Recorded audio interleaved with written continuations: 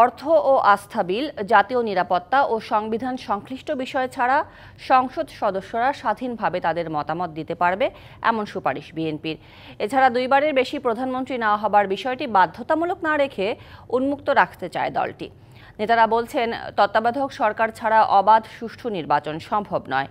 জাতীয় ঐকমত্য কমিশনের সাথে বৈঠকের মাঝে এসব কথা বলেন বিএনপি নেতা সালাউদ্দিন আহমেদ। জুলাই বিপ্লবে আমূল রাষ্ট্র সংস্কার জন আকাঙ্ক্ষার কেন্দ্রবিন্দুতে পরিণত হয় গঠিত সংস্কার কমিশনগুলো নিয়ে গঠন করা হয়েছিল জাতীয় ঐকমত্য কমিশন। রাষ্ট্র সংস্কারে কমিশন স্প্রেডশিটে ১৬৬ সংস্কারের সুপারিশ করলে বিভিন্ন বিষয়ে মতনৈক্য তৈরি হয় রাজনৈতিক দলগুলোর সাথে।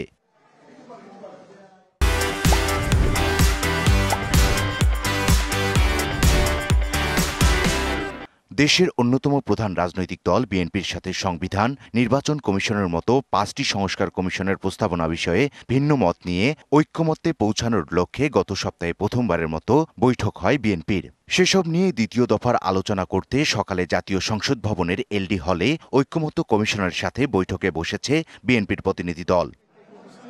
আলোচনার অগ্রগতি নিয়ে দলের স্থায়ী কমিটির সদস্য সালাউদ্দিন আহমেদ বলেন, সংবিধানের মূলনীতি নিয়ে কমিশনের সাথে ঐক্যমত্যে এসেছে বিএনপি। আমাদের প্রস্তাব এটা হচ্ছে যে not more than 2 consecutive terms, অর্থাৎ পর দুইবারের বেশি কেউ একজন প্রধানমন্ত্রী থাকতে পারবেন না।